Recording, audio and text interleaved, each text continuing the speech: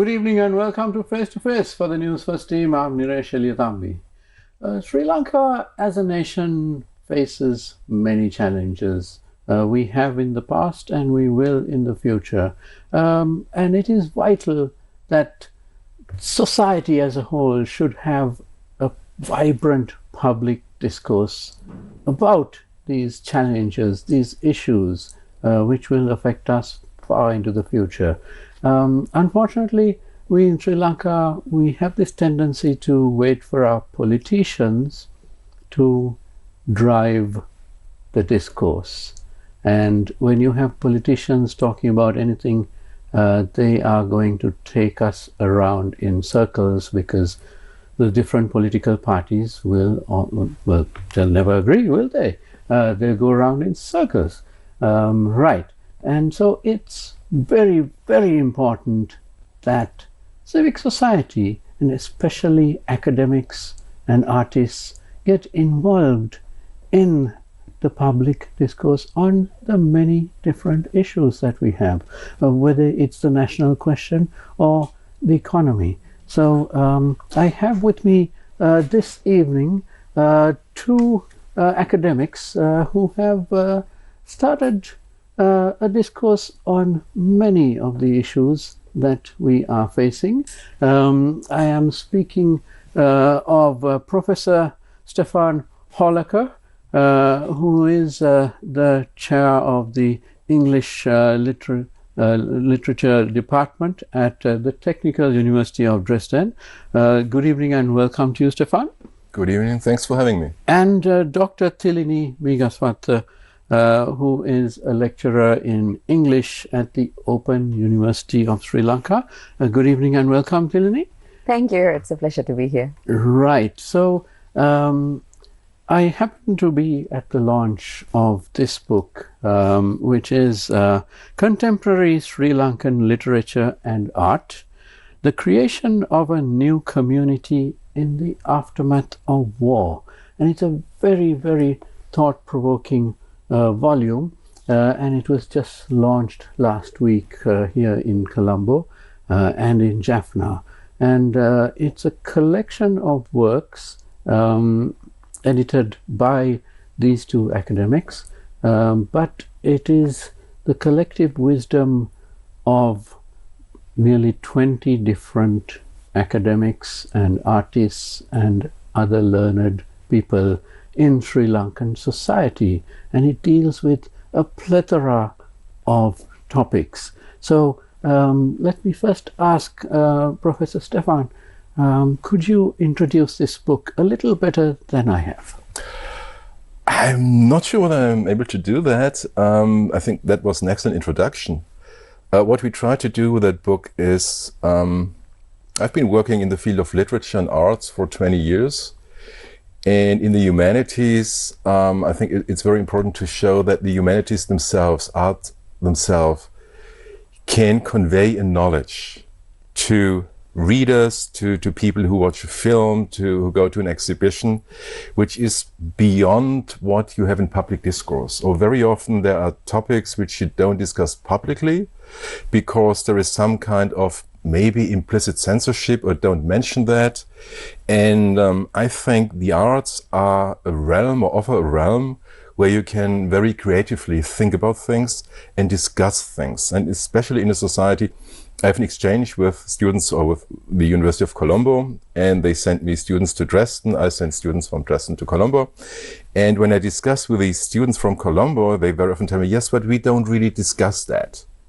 And I think art is one realm where you can think about topics you would not openly discuss, and where you can also come up with solutions, which maybe in the politics of today are not feasible yet, and which you would probably not really discuss. But in the arts, it's something like a playground, where you can think about how could society be changed, how can we work on a different kind of society.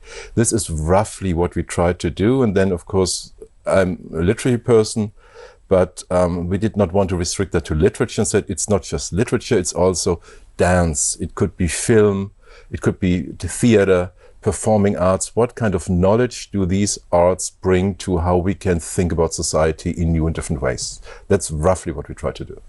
Right. Thilini, your thoughts on this? Yes, so what we are trying to do here is to bring different perspectives. So we have looked at, in this volume, the contributors have looked at different selections of contemporary art, literature, painting, film, lots of other genres like that, and then looked at what kind of visions they offer for us to move forward, to create new communities in the aftermath of a war. And what is special is that while the title references the aftermath of war, we have also made efforts to make sure that the more recent past is also encapsulated there. So there is lots of artwork, interviews related to the Aragale as well. So I think that makes it special. And the other aspect is that while there are lots of academics contributing to this volume, these critical pieces are also kind of complemented with literary pieces, actual poetry, unpublished short stories, so on and so forth, that speak to the critical pieces. And that is something I think that is very special about the volume. Right. So personally, I didn't have time to read the whole book, perhaps half of it. And it was extraordinarily thought-provoking. And now, Stefan, could you guide us through how this project came about? And I know that you are quite an expert on South Asia, because you've been studying South Asia for several years, and in fact you've studied post-colonial gender, psychoanalysis and cultural studies as well. So perhaps you're best placed to look at this perhaps dispassionately from outside, but also you have a long history with Sri Lanka. Yeah, well, the outsider perspective from the West is almost always problematic. So on the one hand, of course, I have to mention that. I have to say nobody is ever neutral. So I bring the baggage of my education. On the other hand, there is 18th century. I also studied French literature, and there's a novel by Montesquieu, which is called The Persian Letters, Lettres Persanes. And Montesquieu wanted to make fun of French society and also to criticize that. He couldn't do that openly. So the idea was he sent two ambassadors from Persia to France. They look at the entire society, politics, everything, and they ask very naive questions. And if you read the book, you see, it doesn't really make sense. We've gotten used to that. It's a tradition, it's a ritual, but it doesn't make sense. And this kind of being naive from the outside is something I try to also bring to that project, to say, I can offer to my colleagues and friends and contributors in Sri Lanka a certain frame, certain perspectives, but I also want their voices, their perspectives, also with the artists. So it's not just academics talking about what things are like, but also artists. And we have lots of illustrations, I think more than 30. The publisher hated us for that. We said, I want you to see the paintings and so on. So how did the book come about? The first time I came to Sri Lanka was in 1986 with a backpack, because I wanted to go to Japan. And that was before the internet, and the cheapest way to go to Japan was Air Lanka with a stopover in Colombo. And I stayed for 2.5 weeks in Sri Lanka. And then I still remember, going to Kandy, the Perahera, when you sit on the pavement at night with Sri Lankan families and you share food. And it was fabulous. And I stayed in guest houses. And I was also blown away by the abundance, the biodiversity. This island is so heterogeneous. It's so full with everything that I never forgot that. What I also remember is when I left for Katunayake, I was in Petta at the central bus station, waiting for the bus, and 4 months later the station was blown up. And this in a way never left me. Still, it took me some time to return. And in 2016, my wife said, you've always been talking about Sri Lanka, but we've never been there. Why not go? And then we did the tourist bit, Cultural Triangle, Yala, whatever. And I realized this kind of magic was still there, this fascination. It hadn't changed. And then I did the same thing as you do as a journalist. I did my research. I checked out who is at what university, who is at the English department in Colombo, and then wrote emails and said, would you be interested in starting some kind of partnership, maybe research project or a student exchange project? And then Nelufa de Mel and Shamal Vijayawadena replied. And I flew to Colombo, and it took us 1 or 2 years. And then we placed an application with the German Academic Exchange Service. And ever since, for the last 7 years, we have been exchanging students and staff. So they come to Germany fully financed for 1 term, and I send students here. And this has been a very, very fruitful collaboration. And part of that then was, when I looked at that and I came to Sri Lanka more often, I thought, okay, what about politics? You know, I work in literature, but literature, everything's literature. Everything is a text, it's science, it's semiotics. Culture is semiotics. And I thought, okay, they had the Civil War, and I'm interested in politics, so I looked at Mahinda Rajapaksa, you know, you had Sirasa, you had Gotabaya, and I thought, they have everything they need on this island. And I don't see real progress. And it's still a democracy. I have to really applaud for that. It's democratic. But still, it was some kind of standstill. Huh? And then you had, you know, the Easter attacks and Gotabaya, and I thought, where is that going? And why, if I talk to my friends and my colleagues, and we meet often also on Zoom, why doesn't that change anything? And then I thought, okay, maybe if a society is not able to formulate alternatives, not even when they can vote, you know, Easter attacks, and you go for Gotha because you're feared or you're afraid of something. Instead of opening up, this is another reaction, that if a society is not able to make that change, maybe there are at fringes or there are different realms, and then it's the arts. Where I thought, okay, look at cinema, for example, or at literature. Think of Funny Boy and what that did for queers in Sri Lanka, where you would not, in a way, maybe talk openly about that, but there is a novel, people read that, people see, I'm not the only one who is maybe a bit different. You identify, you see that there are alternatives. And the arts are especially well placed to offer these alternatives. It's like a playground with less censorship. And in addition to that, if you read Brotherless Night, for example, that made me cry 3 or 4 times, because it can talk so directly to you, to your emotions, that it can change you as a human being. It can touch you, art. Political discourse won't. You probably follow that. If you read statistics about famine, you realize in Africa there are so many people dying every day. It's different if you see photos or if you see a film about that, or right. if it's an artwork. And this is how this book came about, roughly. Right. Thilini, what would you like to add to that? How did you get into the project? Right. So I went for my doctoral studies and joined the department that Professor Horlacher chairs. So I spent nearly 4.5 years doing my doctoral studies, and that was when I became a part of this project.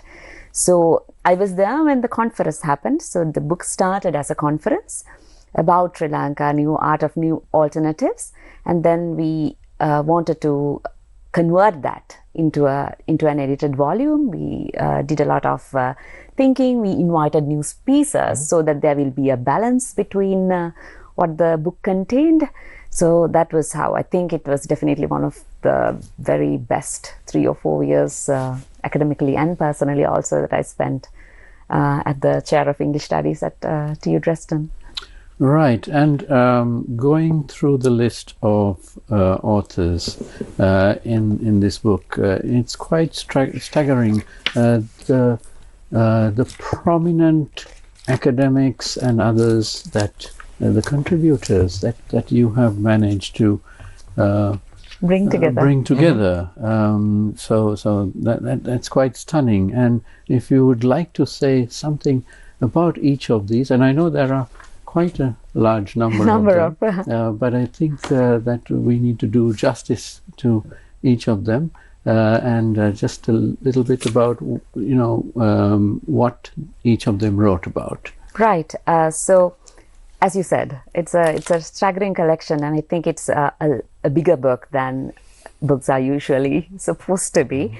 But we really stood stood very strong about it, that we wanted to have these pieces as they are.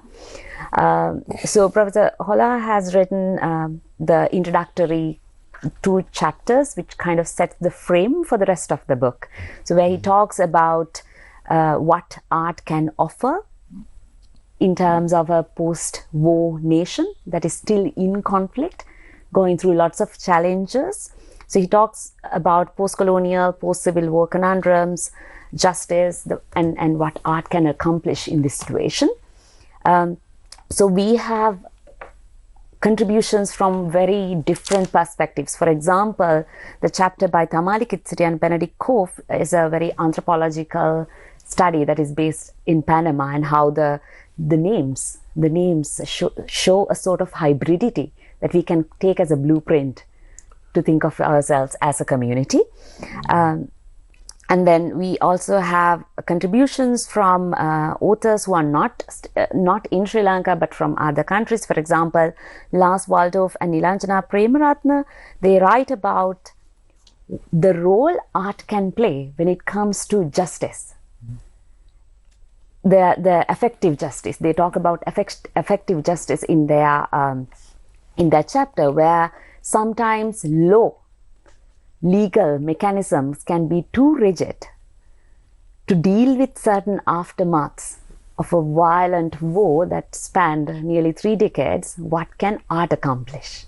Right, which is a very interesting perspective that I think we in Sri Lanka need to explore a lot more. Yes, and then we have Neluka Silva's chapter. She looks at film, post-war films, especially the very nationalistic, overtly nationalistic ones. And then we have artists also, practicing artists who are also academics, contributing, talking about how art becomes a means of remembering traumas. That is Dr. Priyantha Udagedara. And then we have, once again, another artist based in Jaffna, Thamotharam Pillai Shanadhanan. He talks about art and self-censorship.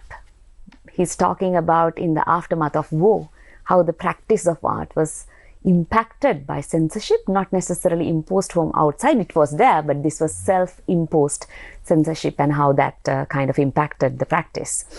And then we have a number of pieces that it related to the Aragalaya. So we have interviews of Sujit Ratnayaka by Lars Waldorf and Nilanjana Premaratne, as well as Professor Horlacher. So 2, based on his, he had a post-Aragalaya exhibition that was hosted in London. So Right. This one conversation was actually there, and then this was a follow-up one. Chapter 9 was a follow-up one. Yeah, and in fact, Sujit was quite well known during the Aragalaya. I remember going and speaking to him several times at Kota Gogama, where he had set up sort of a place where people could go and draw whatever, you know, and it was an extraordinary collection of ordinary people's work. Yes, exactly. It was a very artistic, kind of unprecedented way that protest came about. So we have in the chapter we have a lot of artwork included in this book, and we have to say that he also this cover art is also Right. He designed the cover. It's one of his paintings. One of his paintings that is actually related to The funny thing was that I had invited Nilanjana to the conference. Right. And she said, yes, I come, and then wrote me a mail 2 weeks before the conference, sorry, I can't make it, but Lars Waldorf, my partner, would. I said, okay, then send Lars, right? So Lars came, and that was really nice contribution. So, you work together, you become friends more or less with these colleagues. And then he said, about a year later, I have an exhibition in London with Sujit Ratnayaka, would you like to come? Would you like to meet him? And says, yes, of course I will. I flew over to London for 3 days. And met Sujit, who doesn't speak really English, so you always need somebody to translate, but you still remember whether there's some kind of vibe or not. Right. And I really like this kind of, I have to be careful, rawness, this kind of raw energy, which is in his art, that this is really direct. You can smell the material, you can see he works with fire and metal and color. and it talks to you.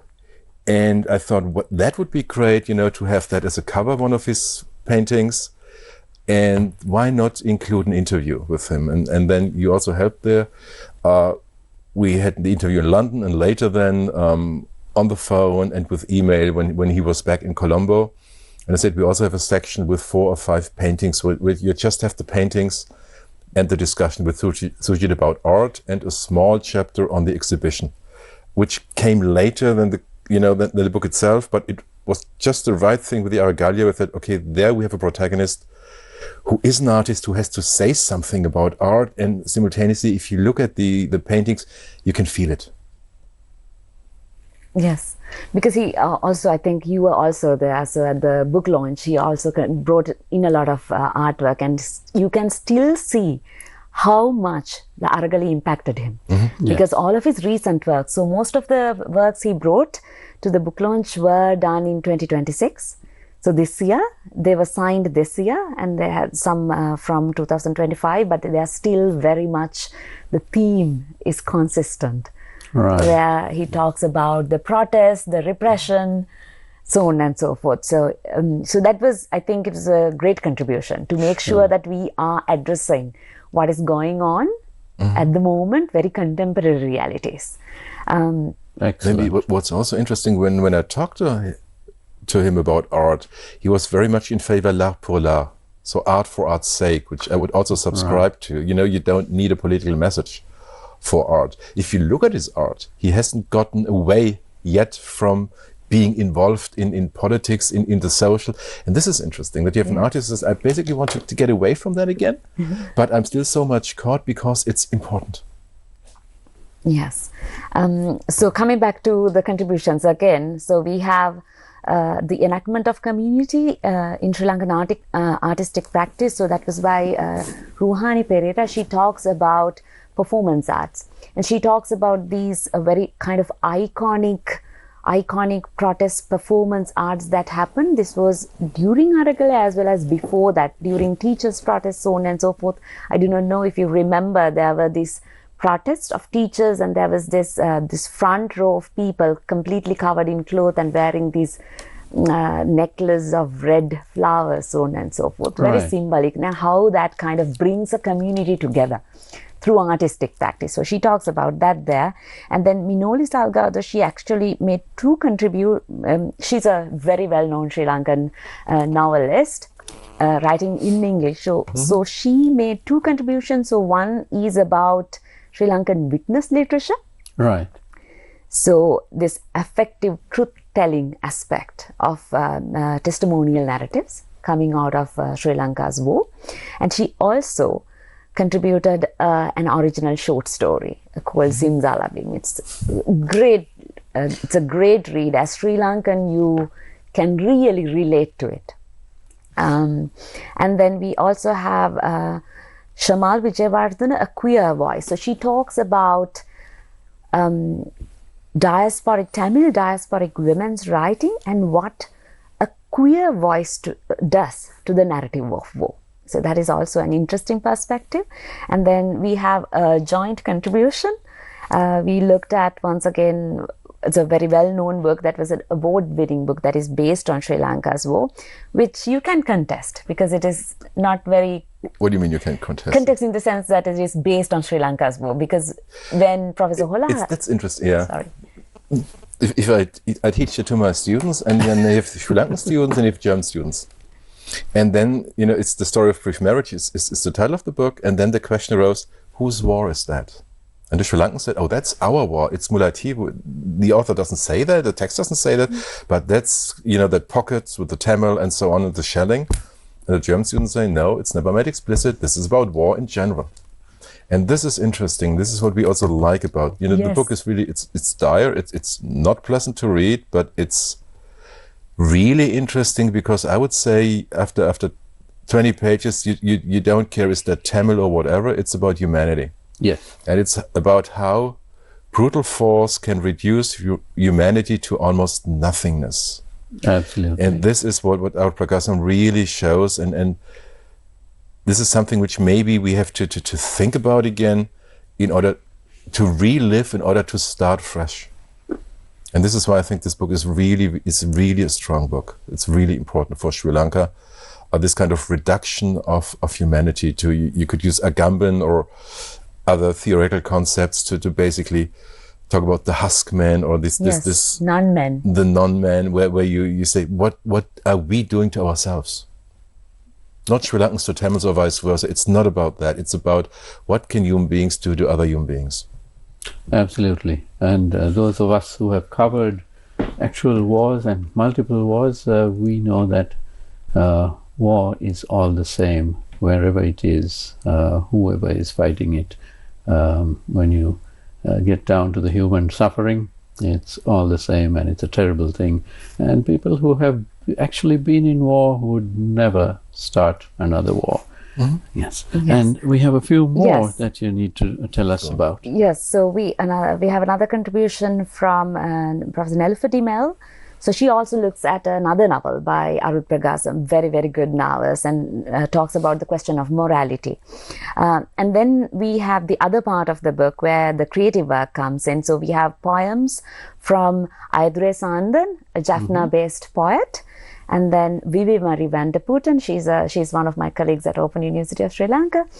And then, as I said before, short story by Minolis Salgado and Amina Hossain and Romesh Gunasekara. Right. Very well-known names in Sri Lankan English literature. Absolutely. And what did Amina Hossain write on this time? Because I was not able to read that one. Could you expand on that a little bit? The Good Parents, the story focuses on a young couple, inter-ethnic relationship, and how their parents react to that. So it's It's a failed love. Yes, it's a failed love. Right. But she brings in how the tensions rise when the couple is. I think it's So that's a very Sri Lankan story, isn't it? Yes. And it's not discussed very often in society. You do have marriages between the communities. That's very common.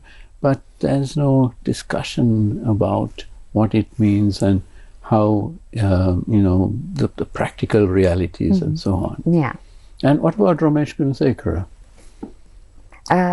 Homecoming, it's a more kind of a personal, it's more subtle, it's a more personal story. It's like an intergenerational one where there is clearly a tension between a child who's visiting Sri Lanka from abroad to take part in the father's funeral. So it's about tensions between generations, something along that lines. Lovely. Yeah. We need to take a short commercial break right now. I am with Professor Stefan Horlacher and Dr. Thilini Meegaswatta, and we are discussing this wonderful work that they have put together from multiple Sri Lankan authors, contemporary Sri Lankan literature and art, the creation of a new community in the aftermath of war. Don't go away, we'll be right back.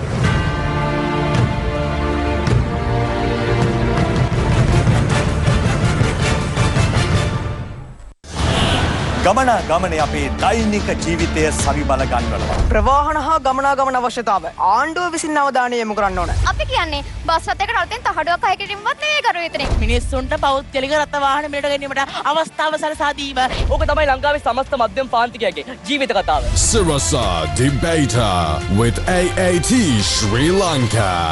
ඉරිදා සවස 6ට. There's never been a more important time to stay up to date and in the know.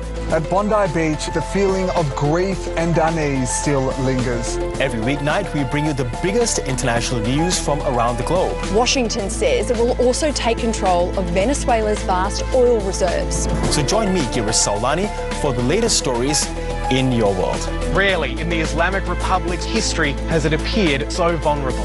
The world. Asia Cup Rising Star Women's 2026. හෙට උදෑසන 8ට ඉන්දියානු ඒ කණ්ඩායම සහ නේපාලය.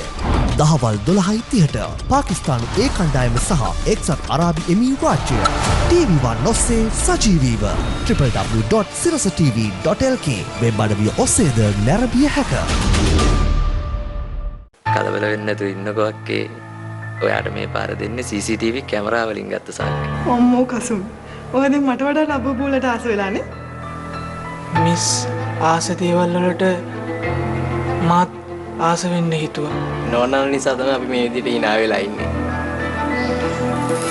අපිට අපව ජීවිතේ දුන්නට නෝනලට පින්. විරාජ් කියලා තියෙන්නේ වාසිත අපව මේ ලංකාවෙන් යනකම් ඔයාට පල්ලෙහා ටේබල් එකට යන්න කියලා.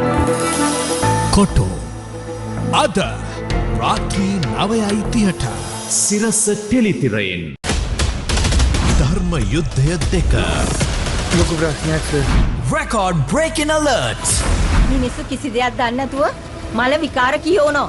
ඌ කරපු දේ බලන් ඉන්න බැරිම තැන තමයි අචිනි ඌට. ලාංකේය සිනමා ඉතිහාසයේ තිරගත වී අඩුම දින ගණනකින් වැඩිම ආදායම් වාර්තාව ධර්ම යුද්ධය 2 හිමි කරගනී. අප්පච්චි පොලිසිය මේ ආදරයට ස්තුතියි. පවුලේ හැමෝමත් එක්ක එන්න.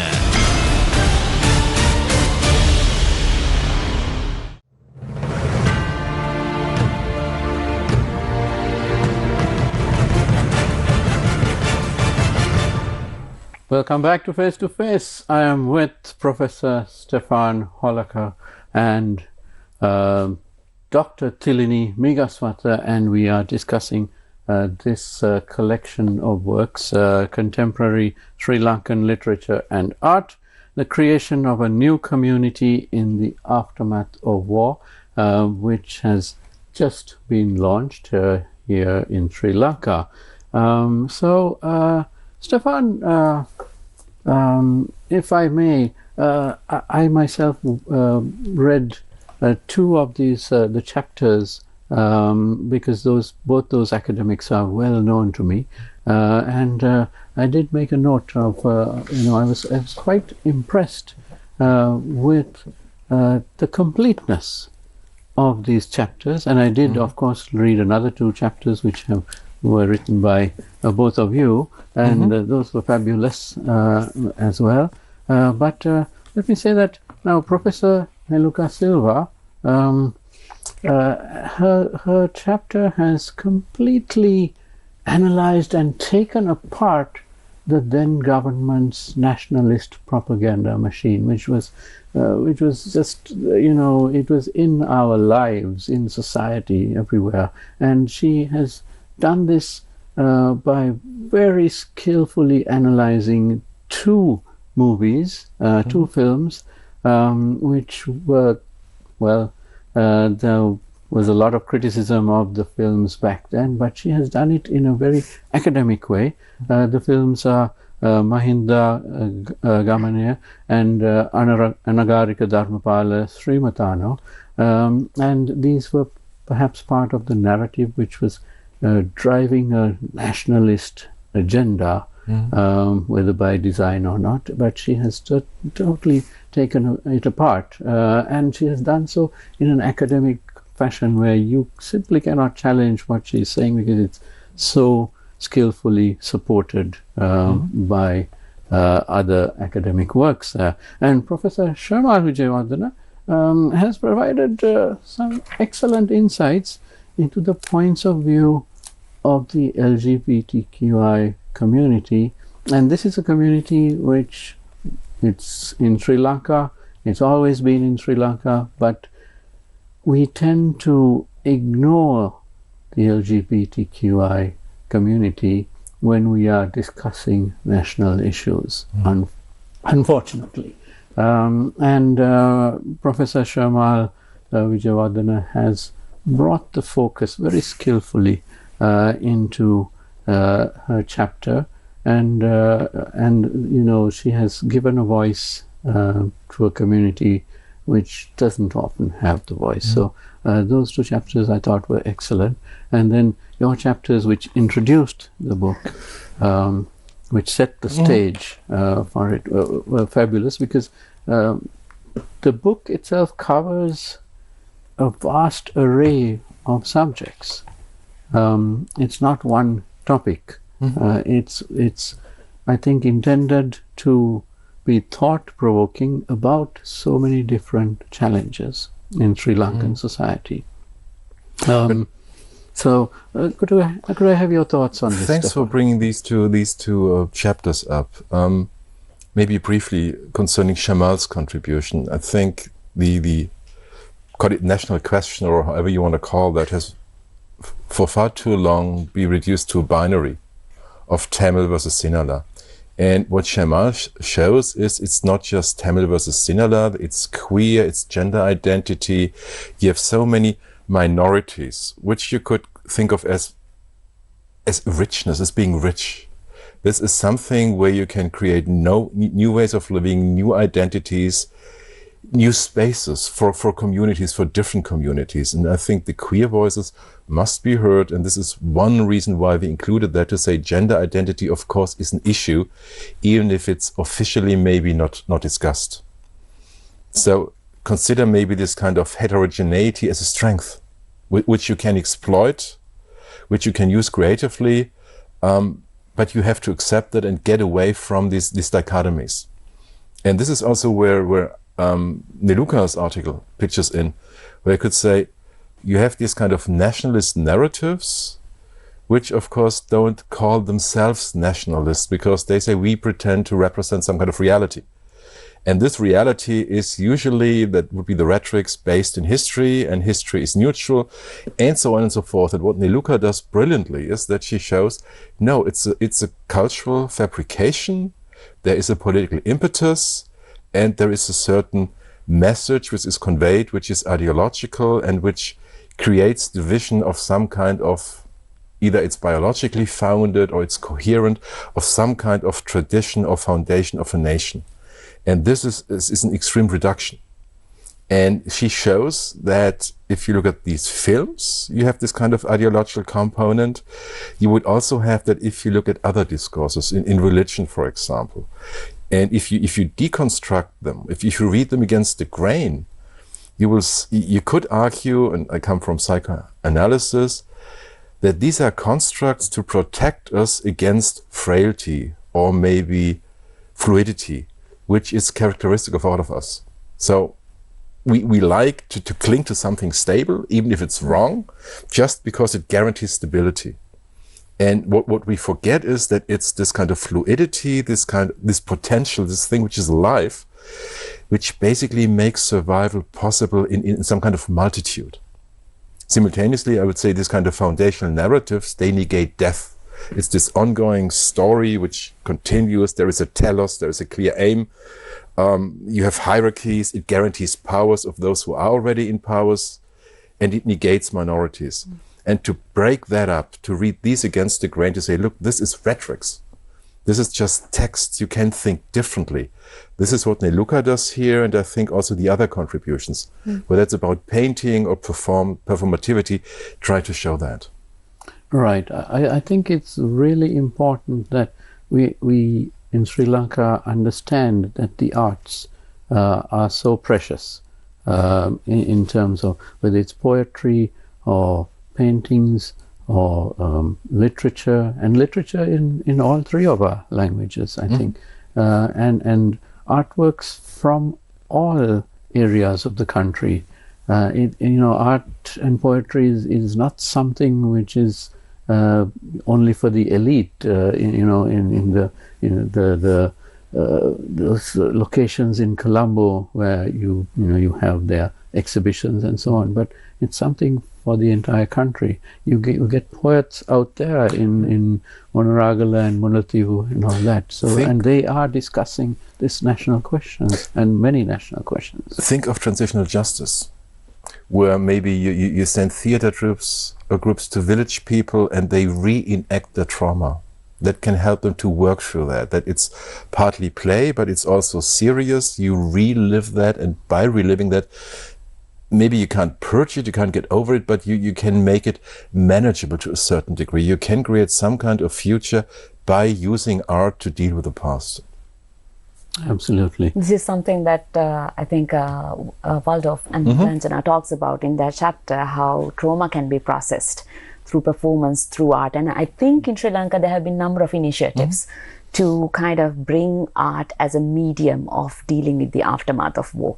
And I think when it comes to the films that you talked about, so this was a spate of historical films that happened at a certain point in the history of our country that was very much in line with the times. Right. So they highlighted and glorified certain stories. So we have to tell them as stories, because history is a story to support a certain kind of narrative, certain kind of political agendas, and so on and so forth. So when it comes to art and literature, you have to also keep in mind that there could be different kinds of art, different kinds of literature, and different agendas, because at the end of the day, that's a subjective expression of your experience of something.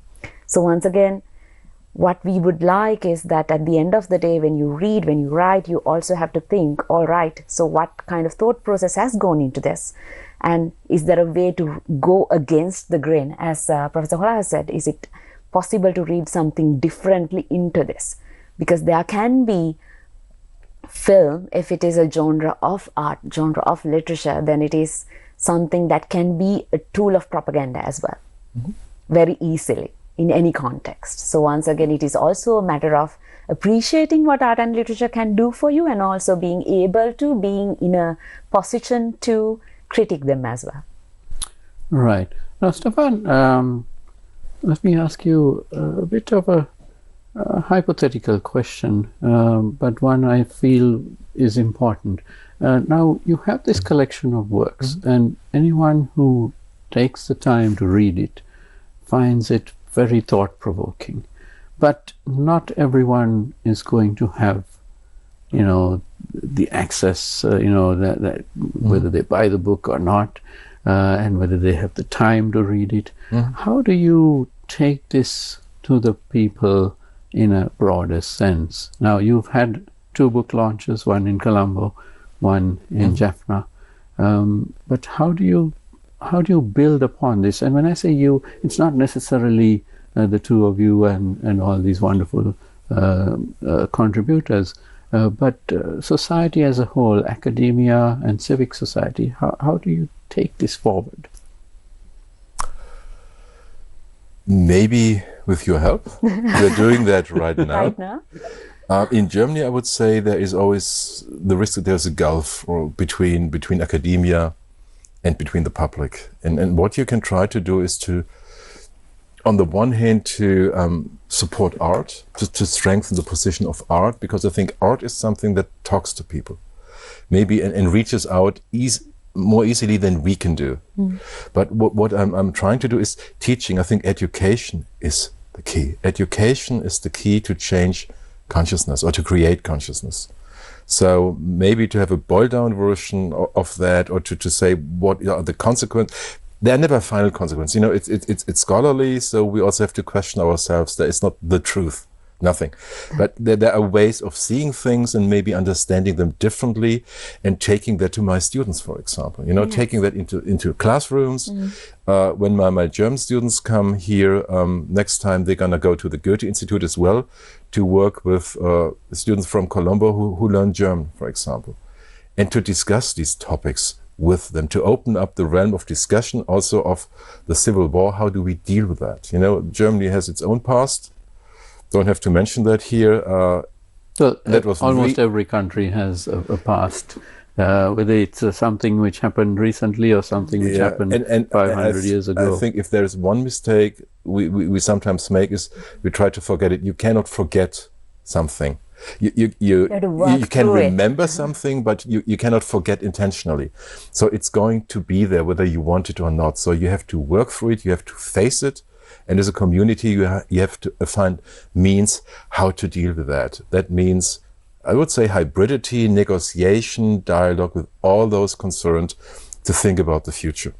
or to bring that back to memory, the function of memory is not that you remember the past as it was. The function of memory is to remember the past in a way that creates a future or makes a future possible.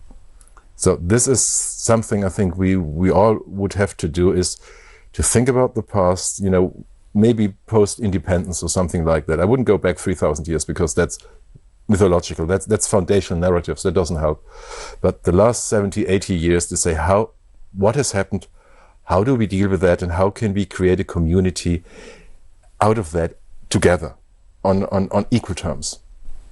Right, and it's important that this type of discourse should be a proper discourse. You know, too often in Sri Lanka we have different individuals or institutions or political parties which are basically shouting their point of view until it becomes accepted, and that's not discourse, is it? It's, you know, discourse is you have your point of view, but you're open to other points of view as well, and you listen to them, and you come up with, you know, a hybrid which is... That's work. Yes. That's work that needs tolerance. You have to listen to something you don't want to listen to. You have to convince someone. But this would be work on negotiation. Right. Yeah. Yes. I'm afraid we are almost out of time. It's been a most engrossing conversation, but we need to tell our viewers where they can get this very thought-provoking book or a collection of works. So this book is available to be ordered online. Okay. So this can be ordered and it's published by Routledge. Routledge. Okay. So it was published by Routledge, and this is possible to. There are two versions. This was mostly printed for the European market, but it is. You can order it online, and the Indian version also it's coming out, but it will be printed on demand. So we have to request it, and then they will send it, which is going to be considerably less expensive than this version. Right. And is there an e-version as well? Yes, of course. Yes. Lovely. So you get the normal version, I would say, the hardcover. You get the Indian version, which will also be a hardcover, but I think in black and white. And you have the e-version, and you should get it with Routledge or Amazon, I guess. Yeah. Okay, so it's out there, it's available, and hopefully it will be read widely, certainly by Sri Lankan academia and other policymakers. I think there are a lot of learned people in Parliament this time, as opposed to previous parliaments, and yes. I would certainly encourage all parties to read this book and others like it. Right, and I'm afraid we're out of time. My thanks to Professor Stefan Horlacher and Dr. Thilini Meegaswatta for spending the time with me here this evening and talking about this wonderful and extraordinary collection of work by contemporary Sri Lankan artists and academics and writers. So thank you very much for being on the show tonight. Thank you very much. Thanks for having us. Yes. And thank you to you at home for watching. Don't go away because the news is coming up next. Have a great evening.